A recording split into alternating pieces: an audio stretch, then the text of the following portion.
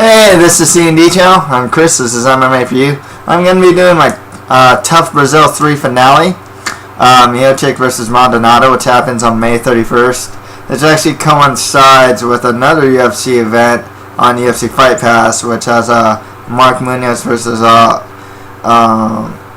Musashi in the main event.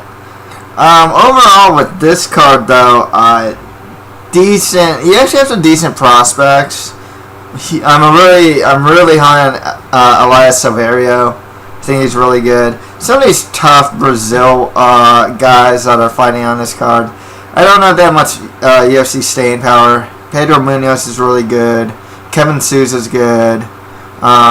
David Maia is fighting on the card. It's originally supposed to be Junior Dos Santos versus Stipe Miocic. Now it's Fabio Maldonado versus Stipe Miocic.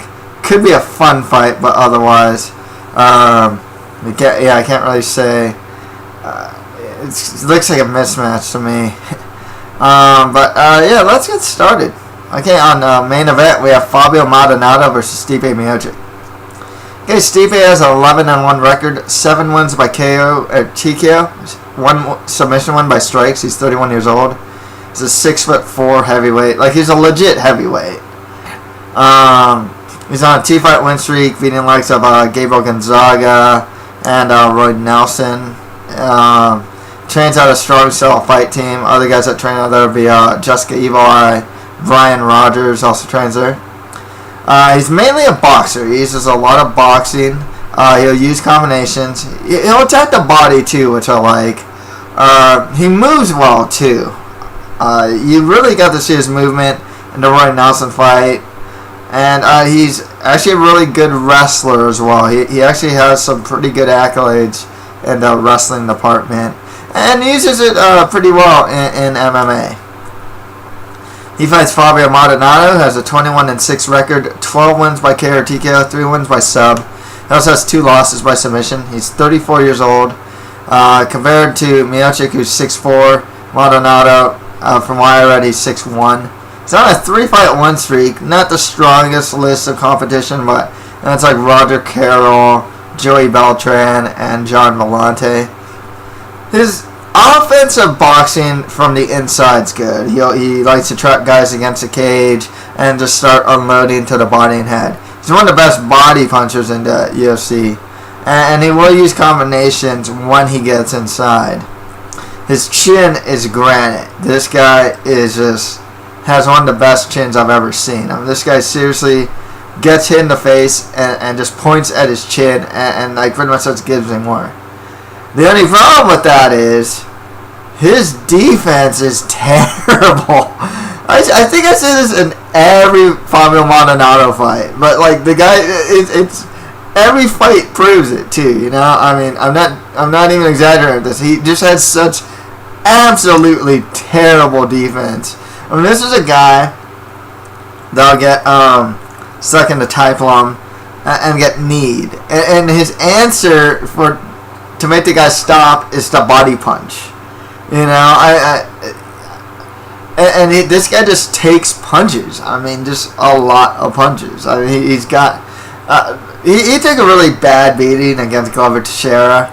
But yeah, he eats so many punches, man. This guy, to the face too. You know, he just keeps coming forward. He is really resilient. He's always pushing forward. His grappling, that's kind of mediocre. I mean, you know, sometimes he can defend a takedown. He'll get taken down. He tries to get back to his feet. But he's not the best at it. I'd say it's still mediocre. It's like improving in a sense that, like, he's at least trying to get back to his feet and does. But for the most part, it's mainly mediocre. He's undersized, too. I mean, the guy looks like a middleweight that fights at light heavyweight that's going to fight a heavyweight. And he's taking the fight on short notice. With all that said, I gotta go Stipe Miocic to win this one. Here's the thing. Maybe Miocic is thinking like, oh man, this guy's a middleweight. Might as well be a middleweight. He doesn't have one-punch knockout power. He's gonna just be well over, you know, like at least 30 pounds heavier, if not more, come fight time. Maybe Miocic undertrains, totally gasses out, and Maldonado comes back, because Maldonado actually has surprisingly, like, I want to say it's like good cardio in the sense, because like he can go all 3 rounds at pretty much the same speed. But yeah, unless Miocic is just totally overlooking Maldonado, not training at all for this fight and whatnot, I gotta go Stipe Miocic to win that one. Okay, for the Ultimate Fighter Brazil 3 heavyweight tournament final, we got Vitor Lex Luthor Miranda versus Antonio Carlos Jr. Okay, Antonio Carlos Jr. has a 3-0 undefeated record with all 3 wins by first round submission. He's 24 years old, a Brazilian Jiu-Jitsu black belt, like a legit one. He is a finisher. He's never been to decision. He's well undersized for heavyweight. I mean, the guy's probably going to end up fighting in light heavyweight, maybe in middleweight if he can cut that far down. Actually, Vitor Miranda though isn't the biggest heavyweight himself, and it's his first fight in the UFC. Vitor Miranda, and also with Antonio Carlos Jr., what I've been reading is he's been training at some of the top camps in the U.S. For this fight. I forgot which ones, but I know he's actually training in some of the strong, more well-known camps in the U.S. for this fight. Vitor Miranda, 9-3 record, 6 wins by KO or TKO, 2 wins by sub. He's 35 years old on a 4-fight win streak. Training out of the Team Nogueira. This is kind of like a striker versus grappler match in a sense, because Vitor Miranda, I felt was one of the stronger kickboxers in.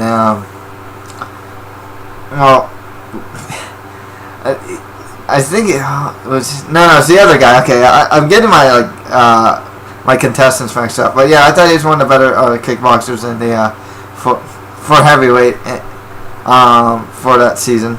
It is his first fight in the UFC. Miranda has a lot more experience. Antonio Carlos Jr. is more of a specialist. I mean, he can wing it over and right and whatnot. So it's really hard to say. Level of competition. I mean, Vitor Miranda's fought a much better level of competition. I'll go with the guy who's younger and who's a specialist, because at least it's one of those cases where it's like, if the fight hits the ground, I'm pretty sure Antonio Carlos Jr. is going to win, and he's younger. I'll go with them for the win. It's hard to pick these guys because some of them aren't that great. Some of these guys are just still like developing fighters. Or in the case of Vitor Miranda, I mean, the guy's like 35 years old. It's really tough to say what you want to value more. This guy has like 9 more fights than Antonio Carlos Jr. He's gone more rounds. His cardio, I mean, if you keep winning by first round sub, you never know guys' cardio. You never know how a person's going to react to fighting in the UFC. It's really tough to say with certain guys, especially making their first, having their first fight in the UFC. But I'll go with Antonio Carlos Jr. Okay, for the middleweight tournament final, we have Warlley Alves de Andrade, or Warlley Alves, versus Marcio Alexandre Jr. Both guys are undefeated, actually. Lyoto has a 12-0 undefeated record, 10 wins by KO or TKO, 2 wins by sub. He trains out of Team Tavares. He is a finisher. He's never been to decision, and he's only went to the second round once in his MMA career. So all of his other wins are first-round finishes. He does have a karate background. He fights with that like hands-down style, and that's his first fight in the UFC. Warlley Alves, 6-0 undefeated record, 1 win by TKO, 3 wins by sub. He's 23 years old. Training out of X Gym. He's good in the clinch. He's got some good knees in the clinch as well. And he's a good kicker as well. So stand-up's definitely, in my opinion, is going to be pretty good against Leo's. His ground game's not too bad. From the clinch, he will do like trip takedowns and whatnot, and he does actually tend to pretty aggressively go for the submission. Well, I think Leo is actually the better stand-up guy. I think Alves is probably just better all around. It's tough to say, actually. It's so hard to say with these guys. Once again, how they're going to do in the UFC and how their styles work out. But I'll go with Warlley Alves to win that one. I've actually heard some really good stuff in him. He was actually a prospect that I've been hearing about that's been coming up. So, and he's still pretty young too. Trains at a good gym. So yeah, I'll go with Warlley Alves to win that one. Next fight after that, Demian Maia fights Alexander Yakovlev. Alexander has a 21-4 record with 1 draw, 8 wins by KO or TKO. 8 wins by sub. He also has 3 losses by submission. And if you have 3 losses by submission and you're fighting one of the best Brazilian Jiu-Jitsu practitioners out there, it's kind of something of a red flag. Especially if 3 of his 4 losses are by sub. He's 29 years old. He's on a 3-fight win streak. He's actually got some good wrestling and overall good grappling. In his stand-up, he has some good kicks. He has his most recent win, actually, it's pretty notable, and it was over Paul Syntax Daily. It's his first fight in the UFC.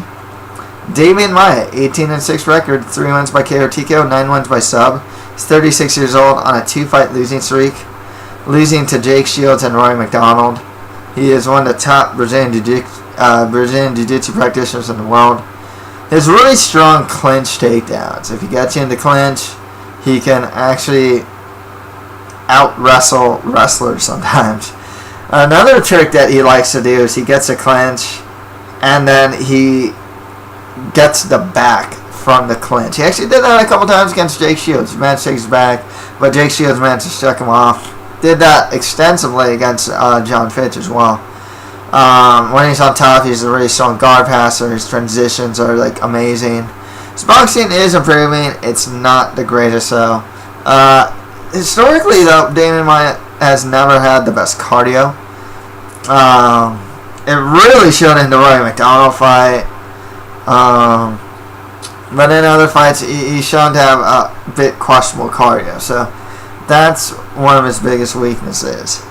Otherwise, Maia has way more experience. He has a style that's really hard for... even the top fighters will have a hard time stopping Maia's offense. Roy McDonald got mounted in the first round, and I thought, if I'm not mistaken, I think it's close to finish. I'm not sure. I know he's in a really bad position in the first round against Maia. And then he came on strong in rounds 2 and 3 using the sprawl. Maia was tiring out. But even against top competition, it is really hard to stifle Demian Maia's offense. Just to defend his takedowns, defend his clinch. It's very difficult to do. I can't see a UFC newcomer being able to do that, to be honest with you. I gotta go Demian Maia for the win here. Next fight up that, Rony Jason Bezerra. I think it's Bezerra, right? Rony Jason fights Robbie Peralta. Peralta has a 17-4 record with 1 no contest, 13 wins by KO or TKO, 2 wins by sub. He also has 2 losses by submission. 28 years old. He's got some good stand-up and some really heavy hands. This guy hits really hard. Knocked out Jason Young. Most recently knocked out Stewan Payan. And Rony Jason, 14-4 record, 5 wins by KO or TKO, 8 wins by sub. He also has 2 losses by KO or TKO. He's 30 years old. He's training out at Team Nogueira in the Pitbull Brothers gym. He has some strong Brazilian Jiu-Jitsu skills. He had that triangle choke actually against that one guy, and 2 fights ago. stand-up's actually pretty good. He can get a bit wild sometimes, though. If you watch, like, the Sam Cecilia fight, for example. Gets a bit wild. And his overall stand-up defense isn't that great. And he really paid for that against Jeremy Stephens. That fight's actually the fight that's really, like... But Honey Jason came back and just, he TKO'd Steven Seiler in a fight that I thought the stoppage was too early. Nonetheless, I thought Jason was well on his way to win. If he followed up with ground and pound, I thought he'd probably win the fight. This one's really hard for me to call because you have a guy with good solid stand-up and heavy hands versus a guy that doesn't have the best stand-up defense. I think Jason's the better overall fighter, and I think he's the much better grappler if he can get Peralta to the ground. And in the stand-up department, it's not like Jason's bad in the stand-up. He has good stand-up. But, you know, I'm kind of leaning towards Peralta. The thing with Peralta, though, is like he didn't look that great against Akira Kurosani. I mean, Akira Kurosani is using a lot of movement, whereas Peralta is more flat-footed. You don't really have to worry about that against Ronnie Jason. You know, Peralta didn't look that great against Esteban Payan until the third round, though. But, yeah, so this one's really hard for me to call. Because I've always thought Peralta was something of a dark horse prospect of the division.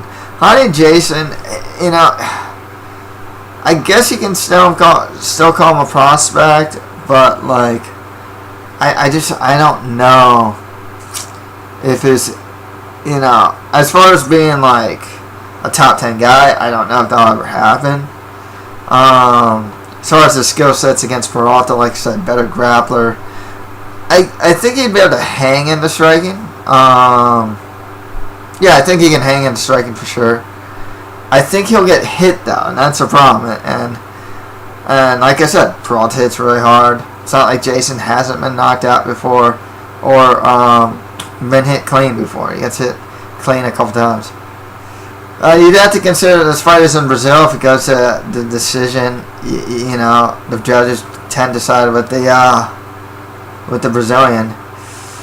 I think I'd imagine more people would favor Jason to win. He's a little more well known. I'm gonna go with Peralta though, man. I can't get the Jeremy Stephens knockout. I mean, there's a head kick knockout, so it's not really even the same. But just his overall stand-up defense, I don't know if Jason's really even gonna try and take the fight to the ground too much. I gotta go with Peralta to win this one. Okay, on the Fox Sports 1 prelims, you have Rodrigo Damm versus Rashid Magomedov. Rodrigo Damm has a 12-6 record, 2 wins by KO TKO, 6 wins by sub. He also has 3 losses by KO TKO. He's 34 years old, on a 2-fight win streak. He's a legit Brazilian Jiu-Jitsu black belt. Stand-ups, it can be a bit wild at times. He does have some pretty decent leg kicks and whatnot, though. Rashid Magomedov, 16-1 record, 7 wins by KO TKO, 1 win by sub. He's 30 years old on a 9-fight win streak. I remember when he fought Tony Martin. You know, showed some good stand-up, good submission defense. I mean, man, Tony Martin got a really deep. Was it an armbar? I think it was an armbar. Magomedov managed to get out of that. But yeah, and geez, I don't remember too much. I remember the deep armbar the most in that fight. Otherwise, you know, I'm gonna go with Rashid Magomedov to win this one. But Rodrigo Damm is that one guy that, like, I don't expect to win his fights, and he does. You know, he beat Ivan George in his last fight, if I'm not mistaken, and before that, he beat Hirota, if I'm not mistaken. You know, and it's like I never expect him to win. But he manages to find a way. Nonetheless, I'll go with Rashid Magomedov to win that one. Next fight after that, Ernest Chavez fights Elias Silverio. Ernest Chavez has a 7-0 undefeated record with 3 wins by KO or TKO, 4 wins by decision. He's 30 years old. He has a notable upset win over, is it Sedena? Yosteni? I think it's like Yosteni's, it's Sedena. He used good wrestling and good top control to win that fight. He's fighting Elias Silverio. Has a 10-0 undefeated record, 3 wins by KO or TKO, 7 wins by decision. 27 years old. The guy used to fight at welterweight, and he is a big 155er. He has some solid stand-up. His wrestling's actually not too bad. Wants to fight against Isaac Valley Flag, for example. He can take guys down pretty well and stay on top very well also. And his takedown defense, I remember against his fight against like Zhao Zaffarino, for example, showed some pretty solid takedown defense. I gotta admit to you guys, I am really high on Elias Silverio. Very much a dark horse prospect. And one thing that's hurting him is he's not always the most potent finisher. It shows in his record, 7 wins by decision. Nonetheless, he's pretty well rounded. He's good everywhere and big for the weight class. I gotta go with Elias Silverio to win that one. Okay, next fight that, Paulo Thiago fights Gasan Umalatov. Umalatov has a 14-3 record with 1 draw, 2 wins by KO TKO, 7 wins by sub. He's 31 years old, trains out of Fight Night's team. Other guys that train out of Fight Night's team, Vitaly Minikov and Ali Bagaitunov. Umalatov lost against Neil Magny in his last fight. He just couldn't get his stand-up going. I believe Umalatov also has a sambo background, but you know, you wouldn't guess he would watching that fight. They're not the worst stand-up. In the 3rd round, he's turning it on a little more against Neil Magny, but otherwise, didn't get the win against him. Paulo Thiago, 15-6 record, 2 wins by KO or TKO, 8 wins by sub. He also has 2 losses by KO or TKO. 33 years old, training out of X Gym. He is a Brazilian Jiu-Jitsu black belt, and he's a black belt in Judo also. I believe he also works in Bope, and it's always important to note who is not a full-time fighter. Sometimes that is a factor into preparation and whatnot. Like Robert Peralta, he's not a full-time fighter either. I think he works at pretty close to where I live, and I want to say he works in Oceanside, if I'm not mistaken. But anyways, back to Paulo Thiago. He has some really good front chokes. He really likes the Darce. His striking's decent. There's something kind of awkward about it. He's really... One thing about Paulo Thiago, though, he's always in the fight. You know, it's one thing about him. He's very game. His chin at this point is kind of questionable. He got knocked out by Sayar Bahadrzada, and most recently by I've got his name. He hasn't fought in a while. Awesome prospect, though. The last guy fought... how did I forget his name? He's really good. Really good fighter. He hasn't been around for a while. So it's no... and also, if you look at his... He hasn't... Paulo Thiago's not the most winning fighter as of late. But he has these losses like Martin Catman. So a lot of like Donghyun Kim, Sayar Bahadrzada. It's all very good fighters. Good to very good fighters. With that said, I was originally going to go with Umalatov to win this one because, Sambo background and whatnot. And also, Paulo Thiago's chin, I don't know if it's that great these days. But, I'll go Paulo Thiago to win this one, He does use judo throws really well. He has some good Brazilian jiu-jitsu. I think in stand-up he can do relatively well. I'll go Paulo Thiago to win that one. Next fight after that, Eddiva fights Eddiva Kevin Souza. Eddiva has a 6-0 undefeated record with 3 wins by KO or TKO, 2 wins by sub. He's 28 years old, training out of Lakay MMA in the Philippines. He's a Filipino national. He has a Wushu Sanda background. So he'll throw like some like crazy kicks and whatnot. Actually, in his last fight, he beat Tershin Juma, or I forgot if it's Jumbo or something like that. And not a lot of people expected him to win, me included. And in that fight, he showed some good wrestling. And stand-up's not too bad either. One thing that was a bit worrisome, though, is he'd take like his opponent down, Tershin down, and when he's on top, he was really susceptible to like his opponent's offense on the bottom. You know, I remember he was close to getting either armbar or a triangle choke from the bottom against Tershin. So that was a bit worrisome. He fights Ernest and Kevin Souza. Has a 14-3 record, 12 wins by KO or TKO, 1 win by sub. He also has 3 losses by submission. 29 years old, and he is a tall, lanky 145er. He's 6 foot. He's on an 8-fight win streak. He's got some good Muay Thai. Uses range really well. He's not that great on the ground. Actually, in the first fight against first round against Felipe Arantes, good, something of a dark horse prospect himself, Felipe Arantes, and that's actually a pretty solid win too. I did not expect Kevin Souza to beat Felipe Arantes. He got mounted actually and almost got Americana'd. Nonetheless, I gotta go with Kevin Souza to win this one, especially with this guy's length. And his overall just stand-up skills. He's a pretty vicious striker, to be perfectly honest with you. Yeah, I got to go with Eddiva and Kevin Souza to win that one. Got on the Fight Pass prelims. We have Ricardo Demente Abreu versus Wagner Silva. Wagner Silva has a 3-0 undefeated record, 2 wins by sub, 1 win by decision.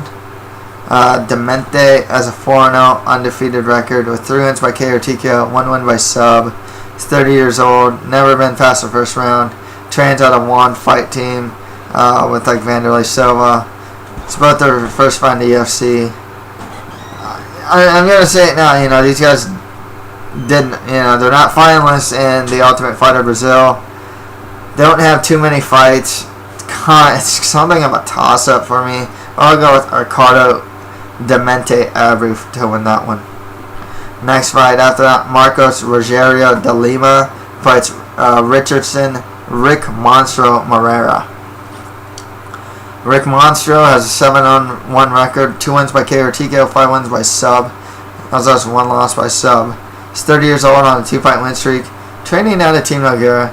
He's only been to the second round once in his career. All of his other fights never went past the first round. He is a finisher. He has some good Brazilian Jiu-Jitsu skills.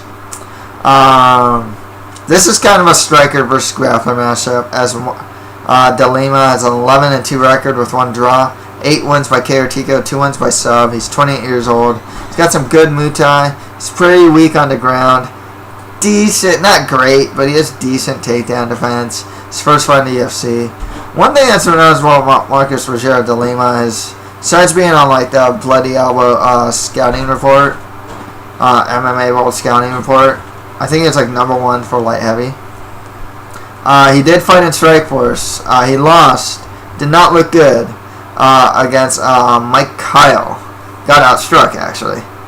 Nonetheless, he definitely has fought some higher level competition. I think. So yeah, I gotta go with. I think De Lima can keep the fight standing, so I'll go with Marcos Rogério de Lima to win that one. And finally, Matt Hobar fights Pedro Munoz. Hobar has an 8-1 record, 1 win by TKO, 4 wins by sub, 3-fight win streak. He's fought in he's fought one of those Axis. It's either like Legacy or RFA, maybe Titan. I'm not too sure. I want to say it's RFA. He's a good wrestler, and it's his first fight in the UFC. The thing is, he's fighting Pedro Munoz, you know, and he got thrown to the wolves pretty early. You fight Rafael Assunção in your first fight in the UFC. That's pretty tough. 10-1 record, 1 win by TKO, 6 wins by sub. 27 years old, training out of Black House and King's MMA. He's a legit Brazilian Jiu-Jitsu black belt. His stand-up is improving. And his takedown ability actually isn't too bad either. Munoz is one of those guys that was a highly touted prospect, and I can see why. He is, despite losing to Sunshine, and like I said, Sunshine's really good. He's still a very good fighter. He's really rounding out his skill set. He's a beast on the ground. I gotta go with Pedro Munoz to win that one. Okay, to recap, on the main card, I have Stipe Miocic beating Fabio Maldonado, Antonio Carlos Jr. over Vitor Miranda, Warlley Alves de Andrade beating Marcio Alexandre Jr., Demian Maia over Alexander Yakovlev, and Robert Peralta beating Rony Jason. On the Fox Sports 1 prelims, I have Rashid Magomedov over Rodrigo Damm, Elias Silverio over Ernest Chavez, Thiago over Gasan Umalatov, Kevin Souza beating Eddiva, and on the Fight Pass prelims, I got Ricardo Abreu over Wagner Silva, Marcos Rogério de Lima beating Richardson Moreira, and Pedro Munoz over Matt Hovar. So that's it for my prediction for the TUF Brazil 3 finale. If you have any comments, just leave them below. And that's it for MMA for you. Thank you guys very much.